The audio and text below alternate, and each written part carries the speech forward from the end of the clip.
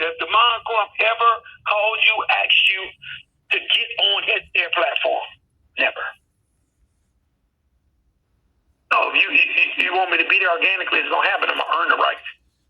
I'm gonna make enough noise to where, oh man, you know what? I need to speak with this brother. I'm gonna make enough noise to where, okay, hold on, there's somebody I need to speak with. I need to talk to. Everything that I've ever done, I believe in making my way. I don't believe in always begging, hounding. I don't believe in somebody else, got to do the work for me, promote for me. No. I'm going to take it on. Because remember, my mindset, how I works, don't forget how I works. I'm thinking nobody's doing it. I'm thinking nobody's doing it. I watch how everybody would sit back, and I call it the distributor disease because I've saw events, right? I want to show you something. I've saw events. I've went to places where you flew. I got a hotel, rent a car, all of this, and I get there. It's nothing but distributors looking at each other. You know why? Because guess what? Every distributor thought all the other distributors was going to be doing inviting. And they thought, I'm going to just be able to come in a room, mix, blend, and mingle. Nobody actually did the work because everybody was thinking the same thing.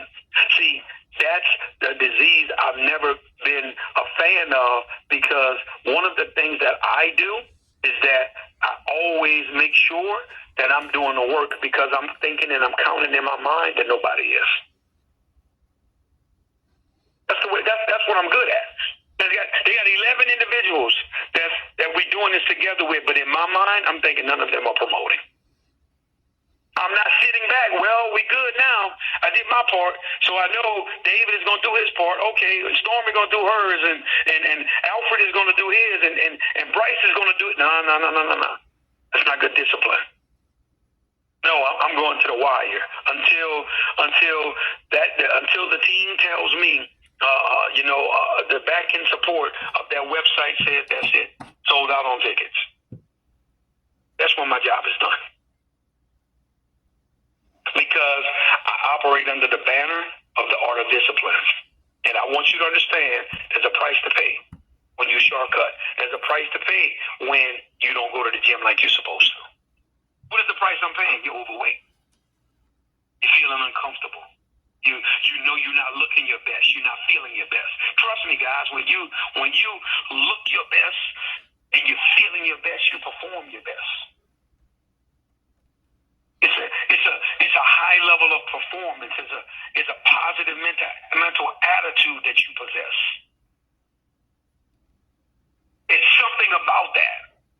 It's something about you understanding the discipline of energy. It's more than just you, how can you say, winging it and hope you're going to figure it out. No, a lot of times it takes you being in the right room with the right people and having them high vibrations moving because that's what happens. You know that descends upon you, right? When you're in a high vibrational atmosphere and you got people that's winning and killing it, and that's how you surrounding yourself in your life, guess what happens? Man, it pours over into you. Now I understand that. I didn't know that before. Remember when I told you all when I went to my very first convention and I was kicking and screaming, and the guy told me, I don't know if you all remember, when the gentleman told me, he said, hey man, he was making over $1 million a year. Once again, entrepreneur arrogance. He's making over $1 million a year. He told me I should be coming to this event. And I'm like, man, I don't need to go to that. And I got all these things in my mind. And I remember when I walked into the arena where the event was being held, man, the electricity. I was overwhelmed with feelings, emotions. I wanted to cry. I didn't understand what was going on. I'm like, what the hell is going on? Why am I so emotional? Why am I so emotional? You know why? And later on in life, I understood what it was. I didn't know at the time. It was the high vibrations of the atmosphere that I was in. And it began to spill over into me and onto me.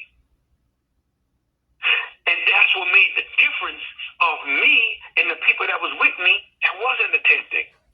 And I began to ascend, and they couldn't because I got an extra spike of gas that was able to fuel my engine of belief. Where they didn't. See, this something that I didn't know. Because I was robbing myself of being in the atmosphere. I was robbing myself seeing how well-dressed people was.